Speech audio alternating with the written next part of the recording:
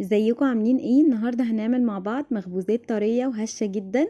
هنعمل مخبوزات الفرن اللي احنا كلنا بنحبها بالعجوه، وكمان هنعمل جزء منها بالجبنه بطريقه سهله وبسيطه. بتبقى حلوه قوي مع كوبايه شاي بلبن الصبح في الفطار، او مع كوبايه نسكافيه. الولاد هتحبها ومغذيه جدا. يلا بينا نشوف هنعمل ايه مع بعض. اول حاجه هنجيب كوبايتين من الدقيق، هنحط عليهم رشه ملح، معلقتين كبار من السكر، باكت خميره، كيس نيدو، او حوالي معلقتين كبار من لبن النيدو بيعزز الطعم وبيخلي العجينة طعمها احلى.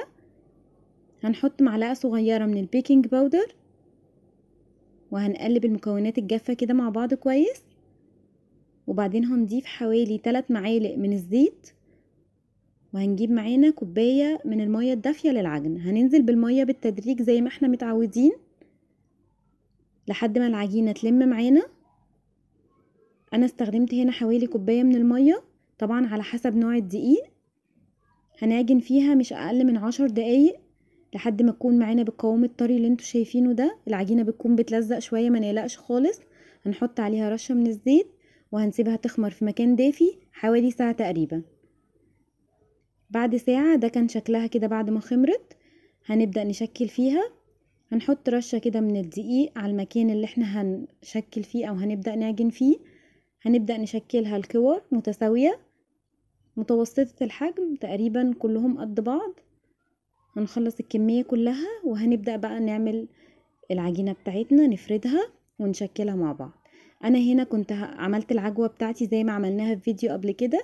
بنجيبها وبنسخنها وبنحط معلقة لبن ومعلقة زبدة، وبنخليها على نار هادية جدا. بتسيح معانا وبتكون بالشكل ده عشان لو كانت متجمدة، وطبعا بنطلعها من قبل بوقت من التلاجة عشان تفك معانا. زي ما انتوا شايفين كده انا فردت العجينة بتاعتي تقريبا على شكل مستطيل، وعملت العجوة بتاعتي على شكل اسطواني. حطيتها فيها ولفيتها عليها وقفلتها كويس. وبعد ما قفلتها عملتها على شكل دايرة، وقصيتها كده من الجناب زي ما انتوا شايفين معايا. صينية مدهونة زيت هحطها عليها. انا هعملها مرة تاني معاكم عشان نشوف طريقتها. اهو بفردها كده زي ما انتوا شايفين، يعني تقريبا شكل مستطيل. خدنا العجوة وخليناها على شكل اسطوانة، هنحطها فيها ونلف ونقفلها كويس جدا من الجناب.